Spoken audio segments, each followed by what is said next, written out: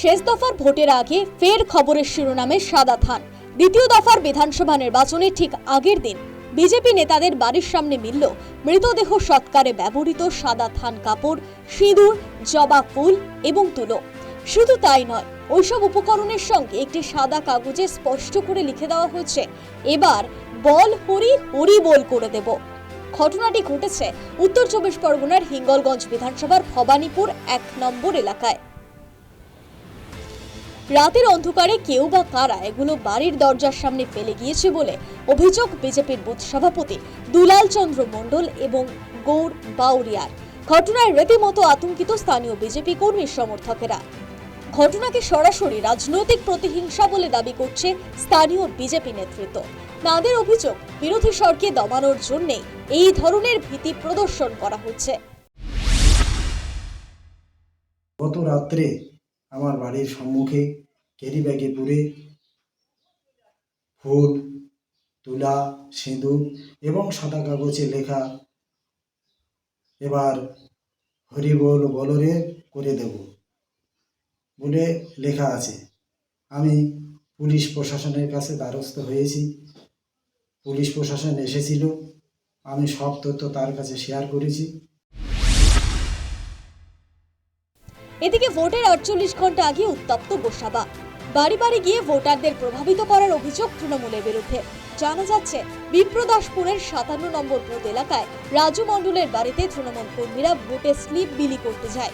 রাজু মণ্ডলের অভিযোগ, বাড়িতে এসে ভোটারদের সরাসরি হুঁশিয়ারি দিয়ে বলা হয়, সরকারি ঘর পেয়েছো, 4 তারিখের পর দেখে নেব।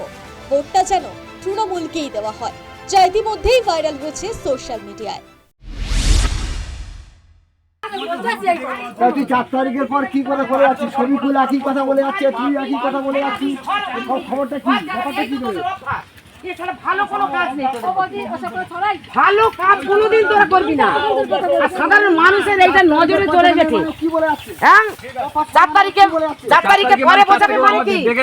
4 তারিখে সব জায়গা থেকে হুমকি। এই হুমকিতে তোমরা বলছো, হুমকিতে আজকে তোমাদের মানুষ চলে যাচ্ছে তোমাদের কাছে। থেকে নেই মানে কি? কি দেখো, তুমি যাও তো, 4 তারিখ কি দেখবো? হ্যাঁ, আমারই এক কার্যকর্তা রাজু মণ্ডল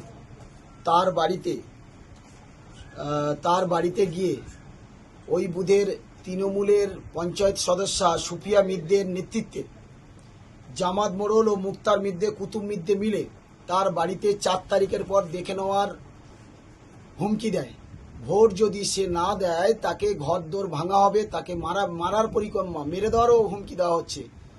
এই সন্ত্রাসীদের এত অত্যাচার সহ্য করে ভারতীয় জনতা পার্টির যে কর্মীদের উপর যে অত্যাচার চলছে, এই অত্যাচার মেনে নেওয়ার মতো নয়।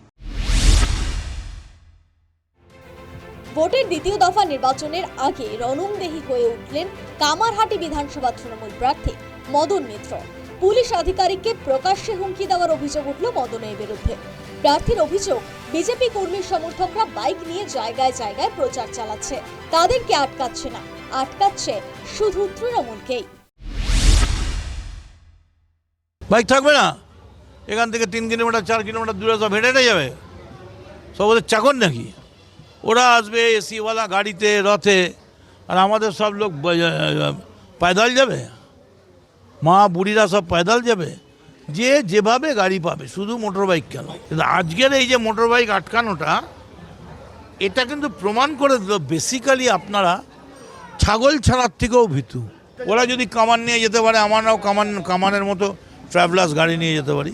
এই যে দেখো, এই যে মিলিটারিগুলো দাঁড়িয়ে আছে, দেখো, এরা তো আমার সিকিউরিটি নয়, এটা আমার প্রেস্টিজটা বলো, আমার কত প্রেস্টিজ। আমি যতক্ষণ না যাবো, এই কই নেই জায়গা, খাড়া রাও। মদন মিত্রের এই হুঁশিয়ারিতে বাড়ছে রাজনৈতিক উত্তাপ। এদিকে দ্বিতীয় দফার ভোটে আর মাত্র কয়েক ঘন্টা বাকি। তার আগে জায়গায় জায়গায় যেভাবে তপ্ত হচ্ছে পরিস্থিতি, তাতে প্রশ্ন উঠছে, আদৌ কি শান্তিপূর্ণ হবে ভোট? News time.